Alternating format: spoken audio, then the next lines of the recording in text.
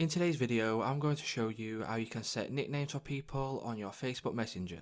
So first of all, what you will need to do is open up your Facebook Messenger app.